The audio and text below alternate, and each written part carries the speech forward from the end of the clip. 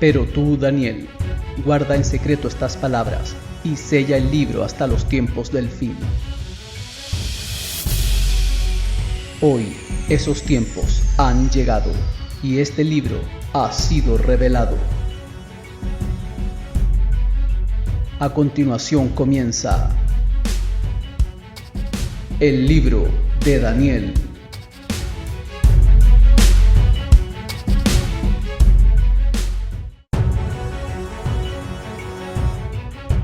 Sean todos bienvenidos a esta nueva serie de escatología del Dr. Armando Alducín. A continuación, escucharemos el primer episodio titulado El poder de la oración. Que lo disfruten. Estaba siendo usado por Dios. El Dios de la Biblia estaba permitiendo que su pueblo cayera cautivo en manos de un rey pagano. Así como nosotros en el siglo XXI, cuando nosotros nos rebelamos a Dios, cuando rechazamos sus leyes, caemos en la cautividad otra vez del pecado, de la idolatría, de la ignorancia, de los amigos que corrompen nuestro carácter, las malas amistades, etcétera, etcétera. Y es lo mismo y se repite exactamente en la forma que se llevó a cabo en el Antiguo Testamento. Nabucodonosor deporta a casi más de la mitad de las personas, más de 100,000 personas se las llevó cautivas, deportadas a Babilonia. Babilonia se encontraba entre Jerusalén e Irak, porque Irak actualmente es Babilonia, como 900 kilómetros. Había como 900 kilómetros, imagínense nomás ese camino, ¿verdad?, en el que hicieron todos los deportados. Y durante este tiempo gobernaba en Jerusalén un rey llamado Joacim, en Judá. Y este rey se había rebelado contra Dios y Nabucodonosor lo dejó en Jerusalén como un títere. Ahí se quedó Joacim gobernando, pero ya estaba bajo el estado, ¿verdad?, Jerusalén de Babilonia. Los judíos pierden totalmente desde este momento, escúchenme muy bien, desde la invasión de Nabucodonosor a Jerusalén, en el año 606-605 a.C., hasta 1948, los judíos no volvieron casi 2000 años a poder tener ni religión, ni sacrificios, y no podían hacer absolutamente nada. Entonces, a este periodo, desde la cautividad babilónica hasta más o menos cuando Cristo regrese, se llama en la Biblia el tiempo de los gentiles. Estoy dando un poco de trasfondo teológico para que tengamos un buen cimiento y un buen fundamento. Cuando tú veas en Lucas 21, hasta el tiempo de los gentiles es el tiempo, los gentiles somos los que no somos judíos étnicamente. Somos judíos, dice Romanos 2, en el momento que recibimos a Cristo, porque tenemos la semilla de Cristo, y todos los que son de Abraham, somos hijos de Abraham. Gálatas capítulo 3, capítulo 4. Entonces no somos judíos de nacimiento, somos judíos simplemente porque la palabra judío viene de Judá, que significa alabanza. Somos los que realmente comenzamos a alabar a Dios en espíritu y en verdad. Entonces, en 1948 los judíos regresan a Israel por primera vez cuando se les permite a través de la Liga de las Naciones regresar, y desde entonces Israel se convierte en un estado independiente, libre y soberano ante todas las naciones. Pero en el 48 regresaron como nación, pero no han podido desde el 48 hasta nuestros días regresar a sus sacrificios. Porque lo que era el templo judío quedó sepultado por el rey Herodes, cuando ahí se construyó lo que Herodes reconstruyó, ahí quedó, y vinieron los musulmanes en el año 606 después de Cristo y construyeron arriba del templo que era de los judíos, que consideraban el lugar santísimo, construyeron la mezquita de Omar, o la gran cúpula de la roca. Cuando tú vas a Jerusalén, es una cúpula dorada grandísima, que los musulmanes también la reclaman como propiedad de ellos y como lugar santo. Entonces los judíos dicen que ahí está, debajo del cimiento de la cúpula de la roca, el templo de Jerusalén. Solamente que se imaginan ustedes, si los judíos quieren recuperar ese lugar, vendría una tercera guerra mundial. Entonces, en 1967, la Guerra de los 6 días, el general Moshe Dayan ocupó otra vez Jerusalén y recuperaron Jerusalén. Pero las Naciones Unidas le sugirieron en aquel tiempo a Israel que dejaran la cúpula de la roca en las manos de los musulmanes, porque si no vendría otra guerra inmediata. Entonces, desde aquel tiempo hasta nuestros días, si tú vas a Jerusalén, los que hemos ido, cuando entramos al Muro de los Lamentos, es la única parte, la muralla de los lamentos. Al terminar el Muro de los Lamentos comienza la propiedad de los musulmanes. Es la única parte que les permitieron a los judíos tener como propiedad. Por eso todos los judíos llegan al Muro de los Lamentos y comienzan a hacer así, y a meter papelitos y a orar y orar. ¿Qué cosas están haciendo? Llorando: Señor, regrésanos el lugar que nos pertenece. Desde el 48, ¿verdad?, están tratando de hacer esto. Entonces, esta es la razón por la cual se llama el tiempo de los gentiles, porque los gentiles o los gobiernos no judíos se tomaron control de los israelitas. Entonces, el tiempo de los gentiles va a terminar hasta que Cristo regrese, porque hasta que Cristo regrese, los judíos no van a poder tener completa libertad de sus sacrificios, y aunque se está tratando de reconstruir el templo, y lo van a hacer de acuerdo a la Biblia, según de Tesalonicenses 2, Apocalipsis capítulo 11, no van a poder establecer como lo tenían anteriormente, con todo el sacerdocio levítico que ellos reclaman continuar llevando a cabo. Muy bien, Daniel fue contemporáneo de Jeremías y de Ezequiel. En los tiempos de Daniel estaban estos profetas también, y hubo, como dije anteriormente, 2 deportaciones más. Daniel estuvo exiliado en Babilonia 60 años. 60 años se aventó Daniel en Babilonia.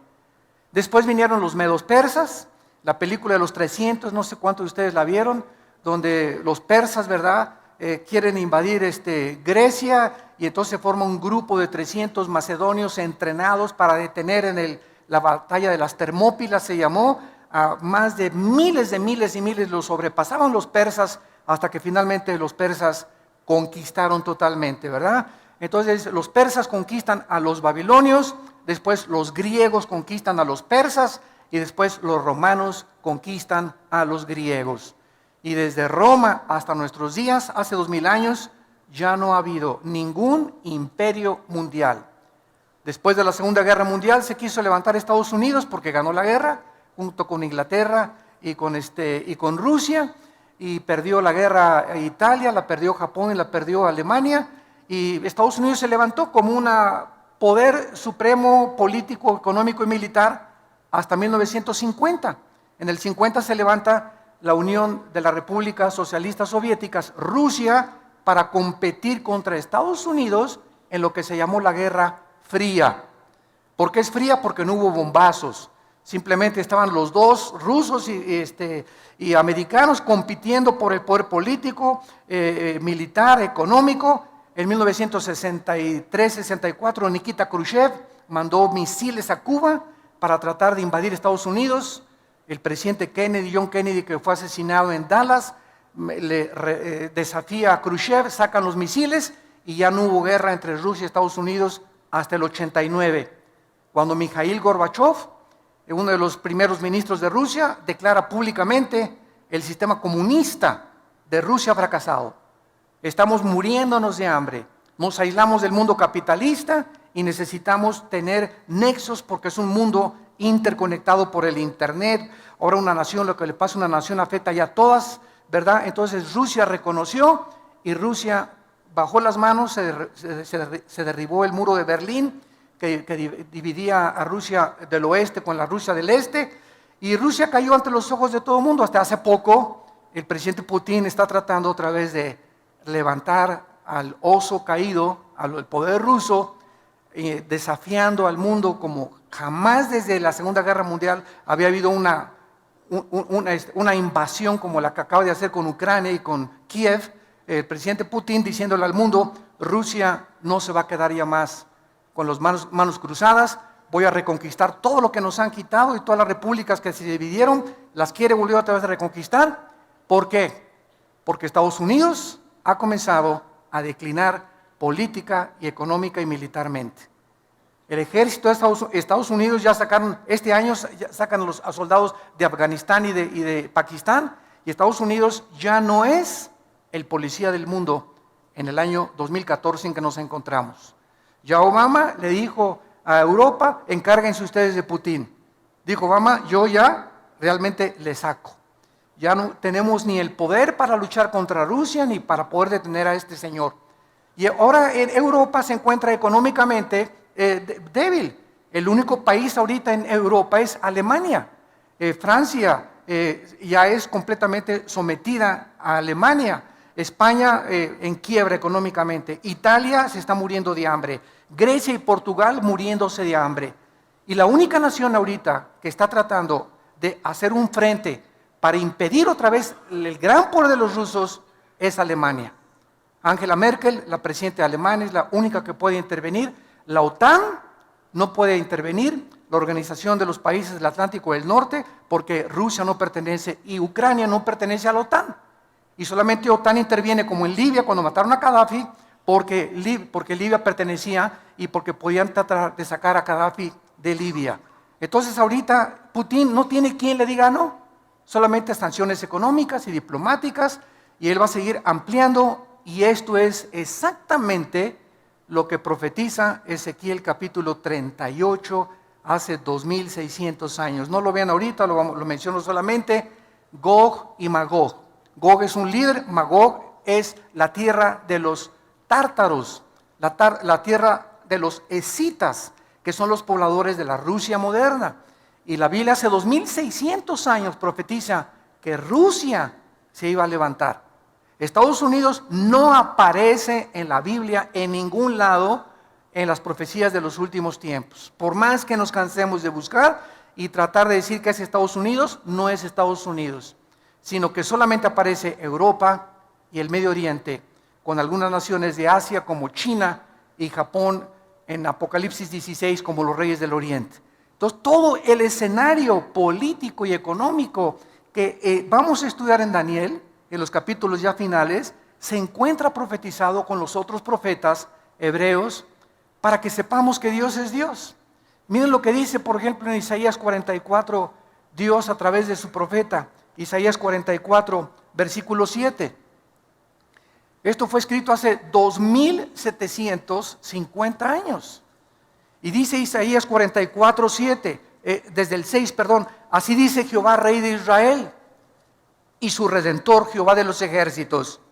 Yo soy el primero y yo soy el postrero, y fuera de mí no hay Dios. ¿Y quién Dios está desafiando? ¿Quién proclamará lo venidero? Lo declarará y lo pondrá en orden. Porque pues ha habido profecías, ¿verdad? Como Nostradamus profetizó, de las 100 profecías, el 10% se cumplieron. Nunca hay una profecía de ningún líder religioso en el mundo, llámese Mahoma, mucho menos Mahoma, el Corán no es un libro profético, ni el libro del Mormón, ni el libro del Maharanibana Sutta, ni el Tripitaka de Buda. De ninguno de los libros sagrados se encuentra el orden, porque hay un orden en las profecías bíblicas en la que Dios puso la historia del mundo. Y cuando Dios le revela a Daniel, como lo vamos a ver más adelante en el capítulo 2, Babilonia, a través de la estatua del sueño de Nabucodonosor, tú eres la cabeza de oro. Después le dice Dios a Daniel, el segundo, desde Babilonia va a seguir otro imperio que representa los brazos y el pecho de plata, que fueron los medos persas. Después el vientre es Grecia y las dos piernas de la estatua de Daniel capítulo 2 es el imperio romano, que fue dividido en Constantinopla y en Alejandría. Y los dedos de los pies es la última forma de gobierno mundial que va a prevalecer antes de que Cristo regrese. Y estos 10 dedos de la estatua, vean ustedes que descienden de las dos piernas de la estatua de Nabucodonosor. Todo esto lo vamos a ver con mucho más detalle. Entonces, estos 10 dedos son 10 gobiernos que van a provenir del antiguo imperio romano y que son los gobiernos de donde, de acuerdo a Daniel 7, surgirá el futuro dictador mundial que es el anticristo. Entonces, Dios puso en orden los imperios tal como la historia lo ha visto. babilonios, persas, griegos, romanos, y desde Roma hace 2000 años no ha vuelto a surgir un imperio. Hitler quiso tratar de conquistar y no conquistó nada más que Checoslovaquia y Polonia y algunas cosas, pero ahí vino la guerra y le impidieron que el nazismo, el Partido Nacional Socialista, se expandiera. Entonces vemos que es increíble la exactitud de las profecías bíblicas, porque como dice Dios, ¿quién otro? Para que alguien sepa el futuro con tantos detalles, solo Dios lo puede hacer. Y continúa diciendo, ¿quién lo proclamará y lo declarará y lo pondré en orden delante de mí, como yo hago yo desde que establecí el pueblo antiguo? Lean Génesis, ¿qué le dijo Dios a Abraham? Abraham, van a ir a Egipto y van a ser 400 años cautivos. Se cumplió al pie de la letra. El pueblo judío, de acuerdo a la historia, a la arqueología y a la paleontología, ¿verdad?, y a la antropología, dan testimonio que las profecías, que la historicidad, que la geografía de la Biblia no son cuentos de hadas, ni son los superhéroes, ni Superman, ni Aladino y la lámpara maravillosa. La Biblia está respaldada por la arqueología, la paleontología, la arqueología, la antropología, la historia, la geografía. Nos da fechas la Biblia, nos da los nombres de los reyes que prevalecieron en el tiempo en que la Biblia fue desarrollada. Y todo esto, ¿verdad?, para que nos demos cuenta de algo. Las evidencias aquí están. ¿Quién es un ateo? Un ateo no es una persona que no tenga evidencias. Las evidencias ahí están y las puedes buscar, y esto te da testimonio de que esto es sobrenatural. El problema del ateísmo no es eso, el problema del ateísmo es su moral. Cuando llegan a la irracionalidad, como va a ser el próximo mensaje que vamos a compartir, la locura del ateísmo en el World Trade Center, creo que es el mes que entra, ahí voy a compartir. El ateísmo tiene una base: la nada produjo todo. Esa es la raíz del ateísmo y de la evolución. Tu maestro en la universidad, dile, oye, la nada, para ser ateo tú tienes que creer algo, que la nada produjo la creación. Y cuando la nada ha producido algo, la nada no produce nada. El mismo Carlos Darwin, Carlos Sagan, que eran ateos, estuvieron de acuerdo. Stephen Hawking, que es el más grande físico matemático actualmente en Inglaterra, reconoce, aunque no reconocen a Dios, que todo tuvo un principio. Entonces, si dicen que fue una explosión en el universo, bueno, ¿quién produjo la explosión? ¿Batman? ¿O Robin, su compañero?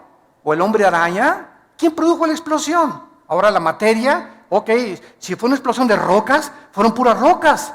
¿De dónde salió el pensamiento? Virgen del Socorro. La conciencia. ¿De dónde? ¿Quién formó el código genético hereditario de cada persona? ¿Quién formó a un chango para que trajera una changa? ¿A un jirafo para que tenga una jirafa? ¿A un hipopótamo para que tenga una hipopótama? ¿A un rinoceronte para que tenga una rinoceronta? Cada cosa con su hombre y hembra, hombre y hembra, hombre y hembra.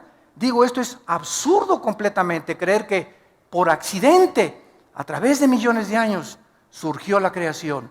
El necio dice en su corazón, no hay Dios, dice el Salmo 14. Entonces Dios nos muestra, ¿verdad?, que Él lo ha hecho desde el principio para que el que tenga sed, que venga y que beba del agua. Si tú estás cansado de tu ateísmo, de tu vida de amargura, de desorientación, de confusión, de crítica, el odio que traes en tu corazón que el mundo nos ha producido, de tantas desilusiones, traiciones, tanta hipocresía que nos rodea, vengan a Cristo. Ven a Jesús y ve en esa cruz lo que Dios dice en la Biblia, que Él te ama, que Él dio su vida por nosotros y que solo Él puede sanarnos las heridas que el mundo nos ha hecho, nuestra familia, nuestros amigos cercanos, y que nos va a seguir haciendo. Estamos en un mundo de sufrimiento donde Dios ha dado la libertad a los seres humanos para que podamos hacer el daño que nos hemos hecho. Si Dios restringiera la libertad e impidiera que esa bala matara a ese niño y que ese camión que se echó en reversa atropellara a esa niña y que el tsunami no matara tantas cosas, si Dios interviniera para detener el mal, entonces ya no habría libertad ni libre albedrío.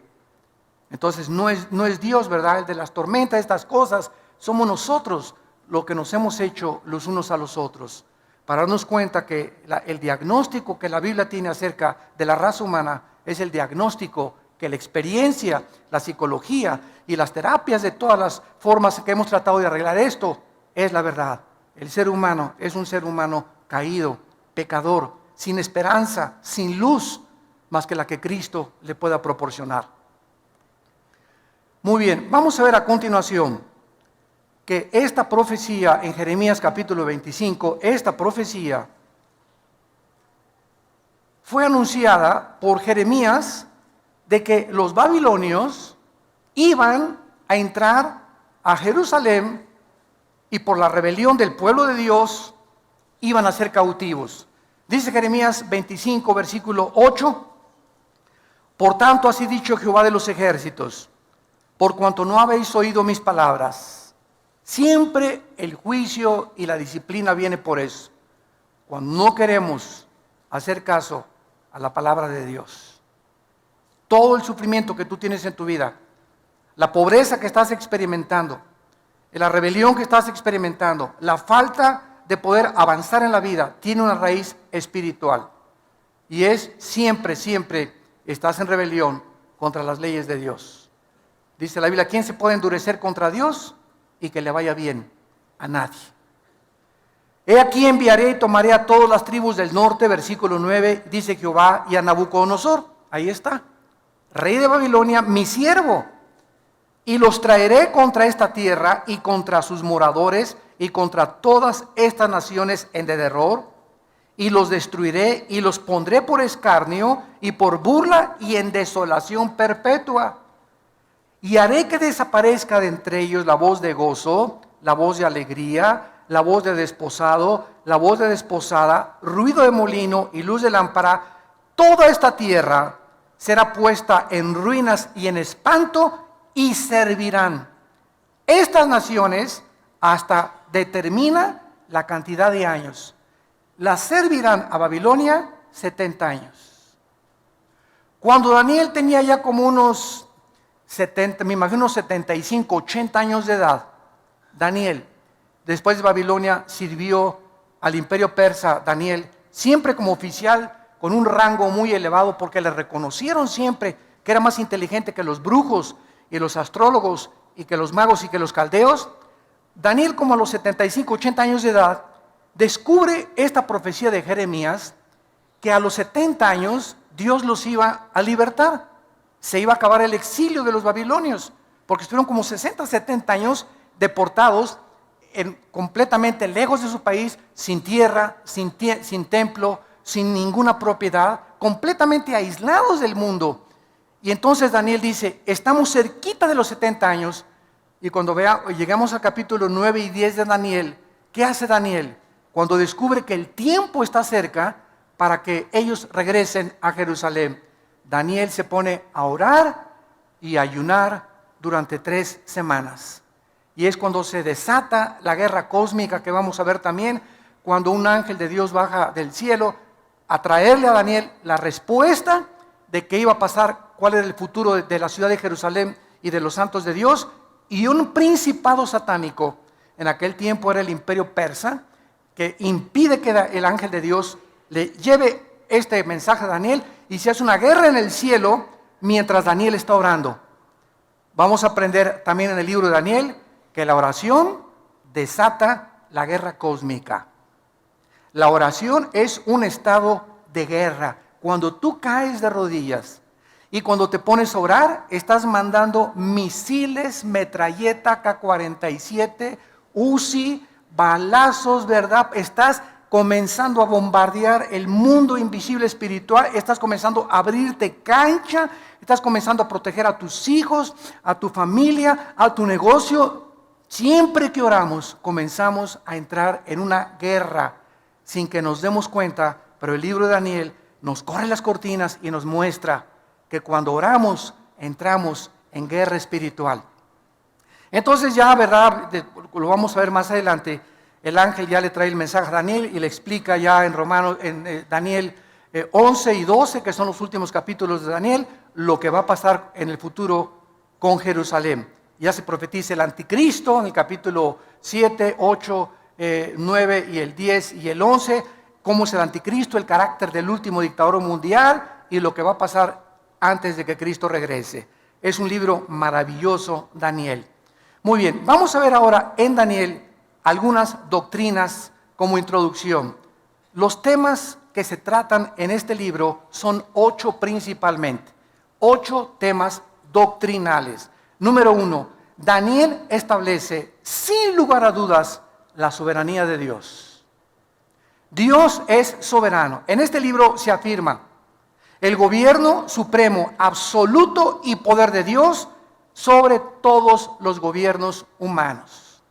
Dios pone y Dios quita reyes. Dios avergüenza y Dios humilla a los dictadores y Dios les da oportunidad como a José Stalin, como a Benito Mussolini, como a Hitler, como a Saddam Hussein, a muchos de ellos, otro presidente sudamericano que se acaba de morir también, les da oportunidad que lo hagan, para que nosotros nos demos cuenta de qué forma tan grande es la idolatría del ser humano hacia el ser humano.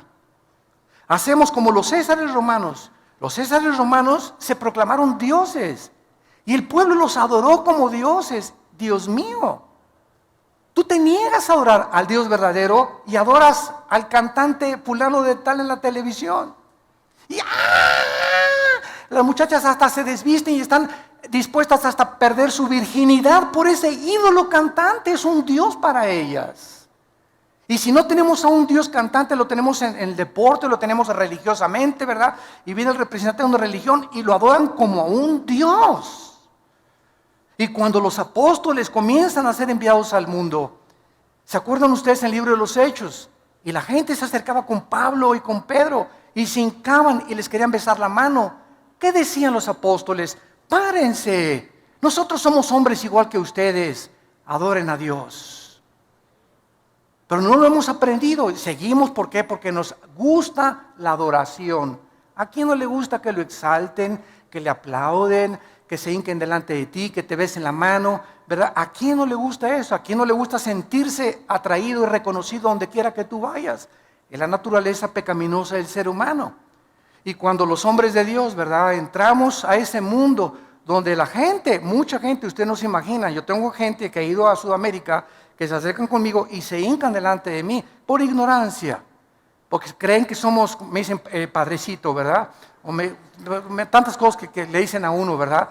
Y hermano, párese, ¿verdad? Párate, o sea, nunca te hinques delante de un hombre, ni menos le beses la mano, ni lo veas como un Dios. Somos como ustedes, con pies de barro, hombres con defectos que por la gracia de Dios somos lo que somos y lo que Dios nos ha dado, pero no somos ni más grandes, ni más poderosos, ni más santos, ¿verdad? Mucho menos, ¿verdad?, que cualquiera de aquellos que Dios ha llamado para servirle. Pero es la tendencia del ser humano. Ves un artista y te le hincas y ves y llegas y mi autógrafo, ¿y para qué esta cochina firma, hombre? Se va a borrar con el tiempo. Pero así somos, ¿no? Nos encanta eso, porque lo traemos por la naturaleza humana. Entonces Dios nos muestra en la Biblia que Él es soberano, que Él tiene el poder sobre todo. Daniel sirvió bajo los más poderosos imperios de la historia. Sin embargo, aunque todos estos imperios surgieron, ¿se acuerdan de los jardines colgantes de Babilonia? Que se consideraron una de las 7 maravillas del mundo por el rey Nabucodonosor. Cuando Saddam Hussein, en 1985-86, mandó un premio de $5 millones para que algún ingeniero con experiencia en la agronomía y en la cuestión hidráulica pudiera reconstruir los jardines colgantes de Babilonia. Ninguno pudo con la tecnología del siglo XXI, pero se consideraron una de las 7 maravillas del mundo. Fueron imperios, las murallas de Babilonia eran impresionantes, 40, 50 metros de alto, como 10, 15 metros de ancho, y era una cosa, bueno, todavía con Saddam Hussein en la ciudad de Silá, que está cerca de Bagdad, está todavía los restos ahorita, cuando llegaron los norteamericanos con los ingleses y los franceses a sacar a Saddam Hussein, entraron y se sentaron en el palacio donde se sentó el rey Nabucodonosor. Las paredes todavía hay ruinas, ¿verdad?, de las cosas arqueológicas, la diosa de Ishtar que adoraban y todo el paganismo y una magnificencia impresionante. Sin embargo, el Dios de la Biblia no cambia. El hombre surge y el hombre cae. Los presidentes surgen y mueren. Los sabios surgen y mueren. Las naciones surgen y se derrumban, pero Dios no cambia. Él es el mismo ayer, hoy y por los siglos. Cuando nosotros lo servimos, sabemos que servimos al Dios de la Biblia.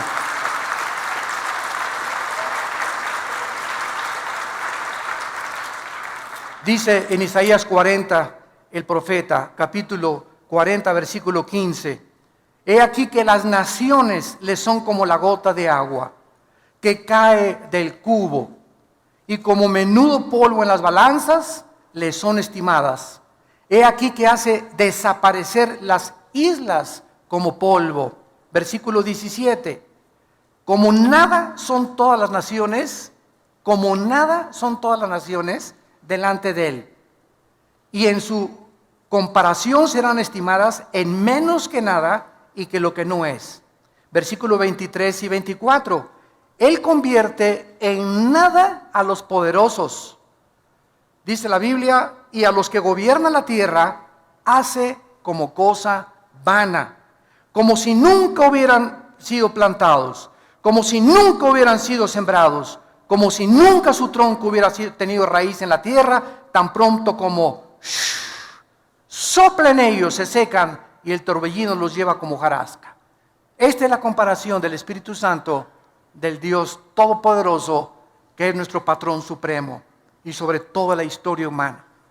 Y aquí estamos los hombres, ¿verdad? Teniendo miedo del hombre, sirviendo al hombre, adorando al hombre, inclinándonos delante de personas como tú y como yo, que no nos dieron ni siquiera la vida por la ignorancia del corazón humano. Y cuando venimos a la verdad, se nos caen las vendas y nos damos cuenta, ¿verdad? La idolatría que hay en el corazón del hombre.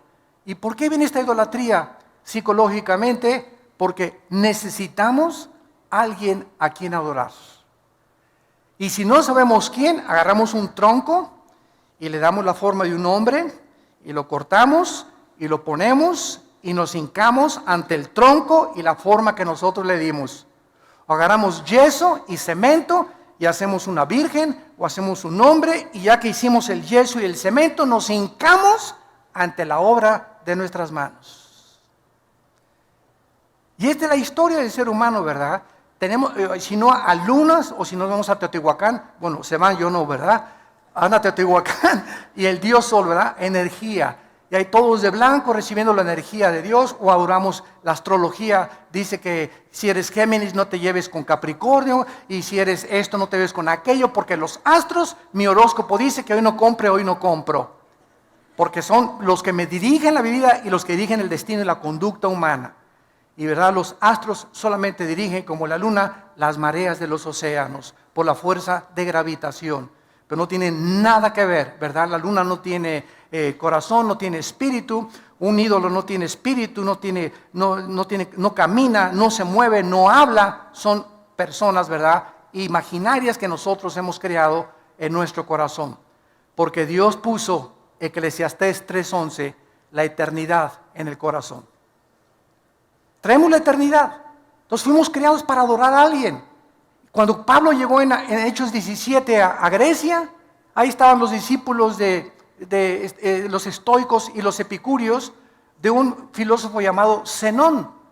Y Pablo les dice a los griegos: cuando entré al areópago vi una grande estatua que decía: al Dios desconocido, al que ustedes adoran sin conocerle, les vengo a anunciar. Los griegos fue una civilización en el tiempo de la filosofía de oro, 150 o 200 años antes de Cristo, que buscaban la verdad. ¿Qué es la verdad detrás de todas las cosas? ¿Qué es el sentido común? ¿Qué es la razón? ¿Cuándo somos racionales y cuándo somos irracionales, los que nos llamamos racionales?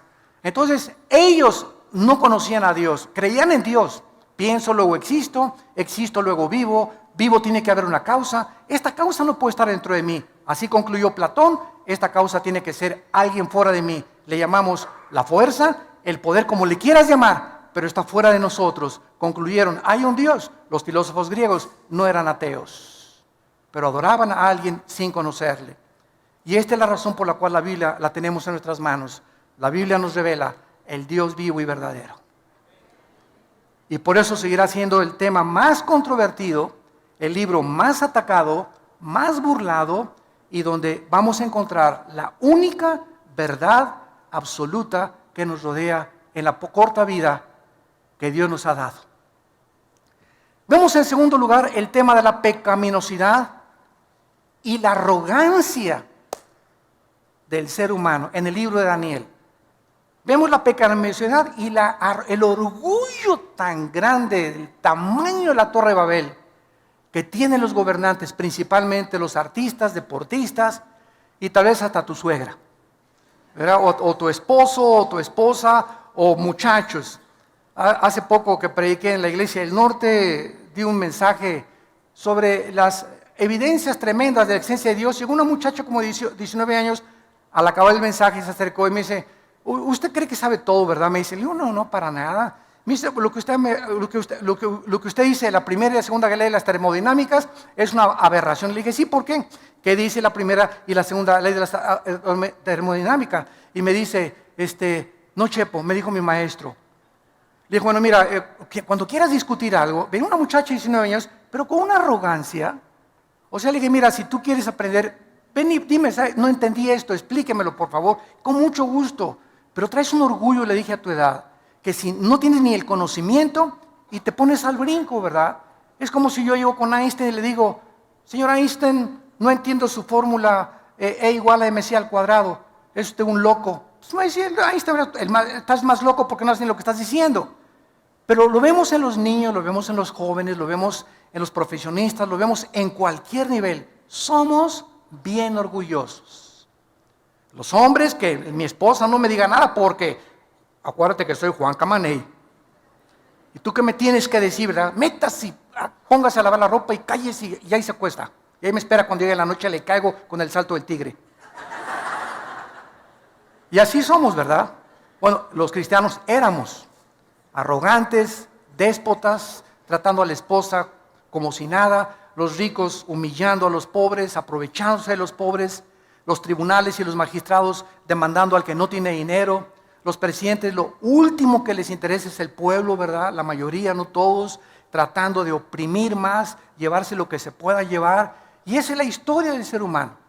El pecado es lo que ha hecho esta arrogancia contra el Dios del cielo. En tercer lugar, vamos a ver la guerra espiritual cósmica, que ya vimos hace unos momentos, en la que descubrimos que nos encontramos en un mundo invisible espiritual, donde hay poderes malignos espirituales, que les llaman fantasmas, ánimas en pena, en Guanajuato les llaman, espíritus, ¿verdad? Y el mundo sigue cuando la ciencia no puede penetrar lo sobrenatural, no hay explicaciones, no pasa en la televisión, pues aquí se hizo un espiritismo, dice que estaba endemoniado, y están viendo que hay una muchacha revolcándose y que se hace la cara así como desatornillador y los ojos chuecos se le vuelven para otros lados, pues dice que está endemoniada, pues si no está endemoniada, ¿qué es?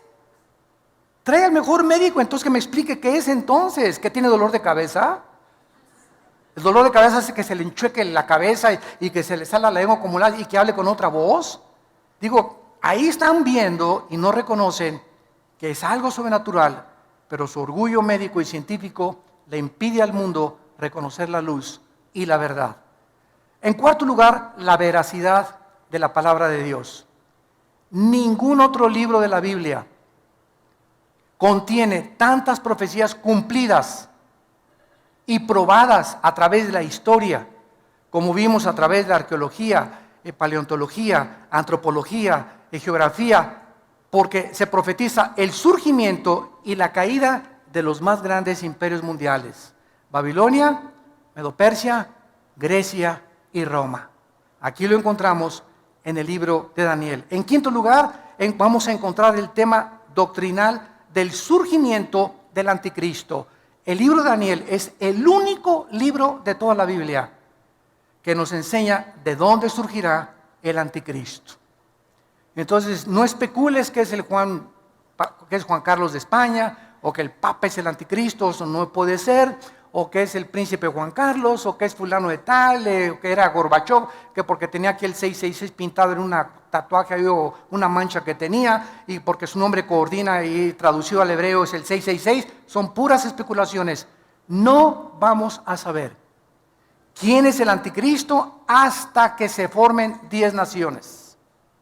5 de Europa y 5 del Medio Oriente. Oigamos que hay un tratado entre el Medio Oriente y Europa. Qué interesante que Estados Unidos ya se salió de la ecuación, tal como la Biblia lo profetizó. Ni Rusia ni Estados Unidos ocuparían la supremacía militar y política antes de que Cristo regresara. El poder recaería antes de que Cristo regrese, no en una nación, en 10 naciones, simbolizada por los dedos de los pies de la estatua de Nabucodonosor. Y de esas 10 naciones, ya que se une el Medio Oriente con Europa, para tratar de frenar la invasión que se profetiza en Ezequiel 38 de Rusia contra Israel, entonces ya que se formen estas 10 naciones, que van a surgir 5 de Europa y 5 del Medio Oriente, entonces de entre esas 10 naciones, Daniel 7, va a surgir, le llaman un cuerno pequeño, que es el anticristo. El anticristo va a derribar a 3 de esas naciones. Van a quedar 7 naciones. Y Apocalipsis 17 dice que el anticristo será el 8º. Entonces, hasta que no veamos eso, no podemos especular ni decir que el anticristo es este o que es aquello.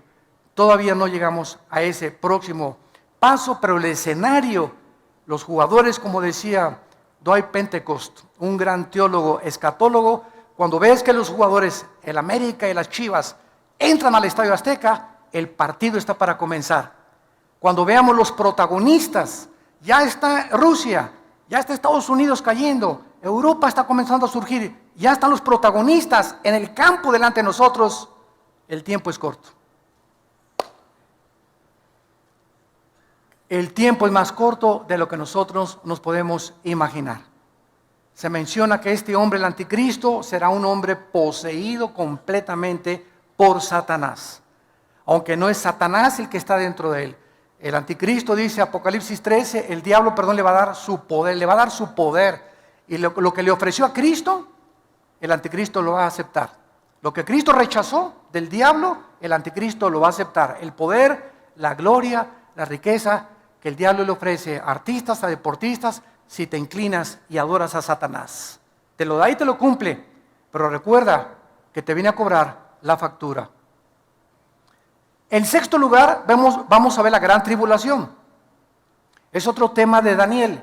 Se profetizan 7 años, Daniel capítulo 9, con el título Las 70 semanas de Daniel, que vendrán sobre Israel únicamente. Y la última y más grande persecución de la historia, que Hitler va a ser como Pinocho comparado con el anticristo, para perseguir, matar, torturar a todos los judíos y a los cristianos, cuando el anticristo tome el poder después de los 3 años y medio. En séptimo lugar, se profetiza, y hay el tema de la resurrección de los muertos en Daniel también.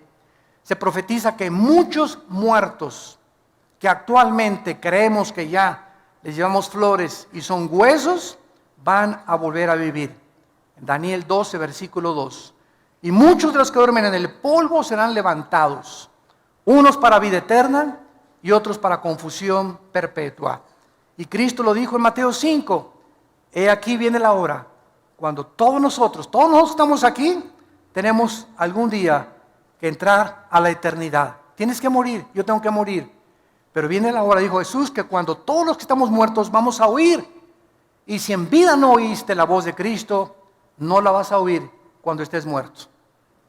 Entonces, hay una resurrección de los justos y después, al acabar el milenio, viene la resurrección de los malos, que se llama el juicio del gran trono blanco, Apocalipsis 11, del 12 al 15. Entonces, esta resurrección también se trata en Daniel. Y en octavo y final lugar, el triunfo final de Cristo y su reino. Una vez una persona me dijo, Dios es todopoderoso, ¿sí? Y si Dios es todopoderoso, ¿por qué no acaba con el diablo? Y le contesté, dele gracias a Dios, porque comenzaría con usted. El mundo tiene cantidad de incógnitas y las seguimos teniendo. Porque como le dije una vez a un estudiante de un seminario en Guatemala, el día que alguien tenga las respuestas a todas las incógnitas que existen, ya no necesitaríamos a Dios. ¿Por qué seríamos dioses? Entonces Dios es el único, omnisciente, que conoce todo. Nosotros, dice Corintios 13, vemos como por un velo todavía.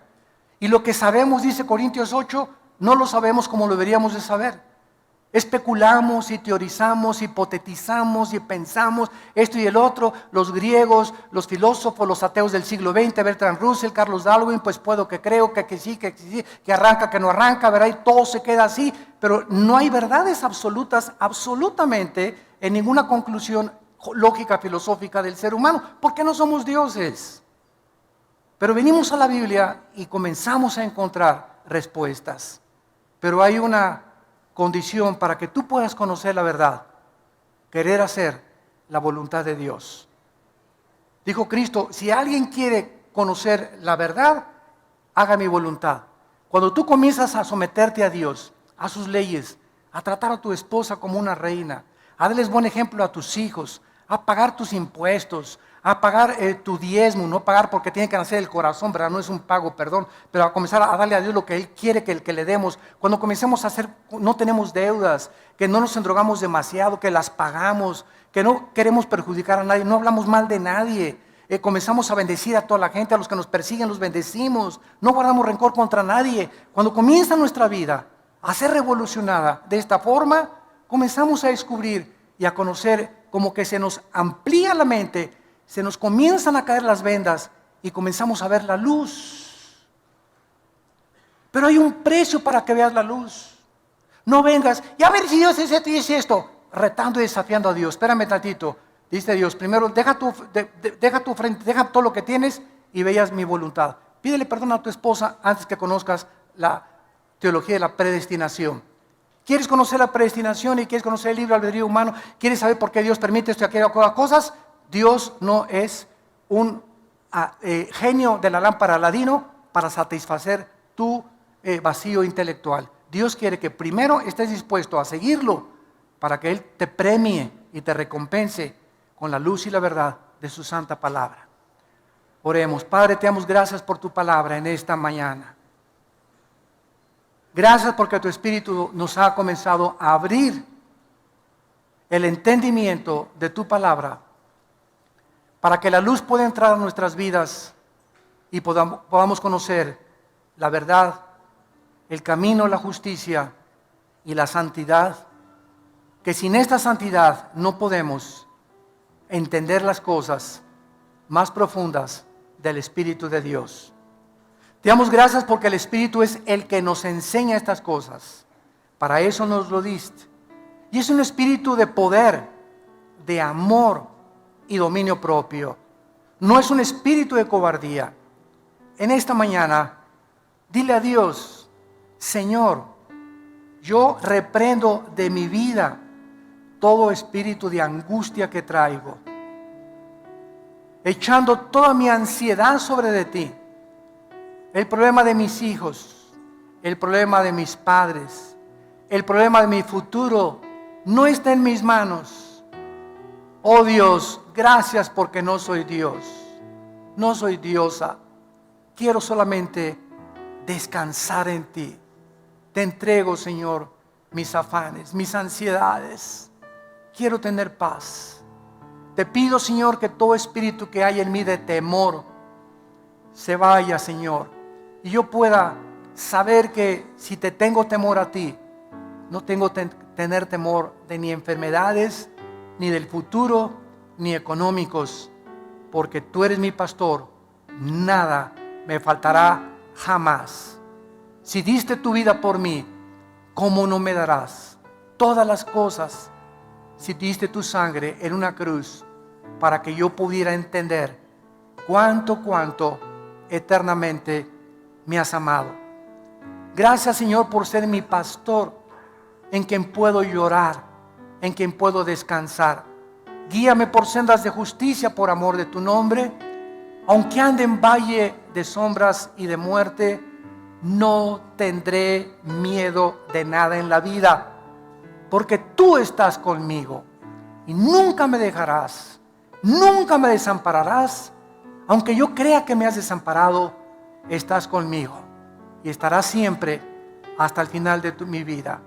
El bien y la misericordia me seguirán todos los días de mi vida, y en tu casa algún día, oh Dios, toda esta vida de problemas y sufrimientos no se comparará cuando en aquel día me abra los brazos y me digas: ven, bendito, bendita de mi Padre, desde antes de la fundación del mundo, al reino que había preparado para aquellos que me han seguido con todo su corazón. Y ahora muchos de ustedes que no tienen a Cristo, que han venido tal vez de visita, otra vez por curiosidad, y estoy seguro que entraste a esta conferencia confundido, vacía, desorientado, con tantos problemas y tantas angustias, te invito a que vengas en esta mañana a una cruz. No te invito a ninguna religión. Ven a la cruz, a un hombre que se llama Jesucristo, para que Él entre a tu vida y experimentes el poder de su resurrección con estas palabras: Señor, te pido perdón por mis pecados. Creo que en la cruz pagaste por ellos con tu sangre, que a los 3 días resucitaste de entre los muertos, y te recibo como mi Señor y mi Salvador en mi vida, en el nombre de Jesús. Amén. Gracias a Dios por su palabra. Gracias a Dios.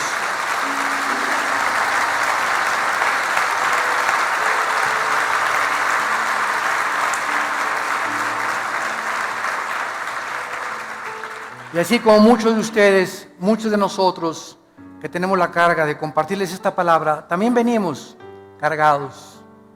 Yo también tengo muchas cargas en mi vida, cosas, ¿verdad? Que ansiedades, la familia, los hijos, el ministerio, el país, todo esto nos agobia y necesitamos venir todos los días a la cruz.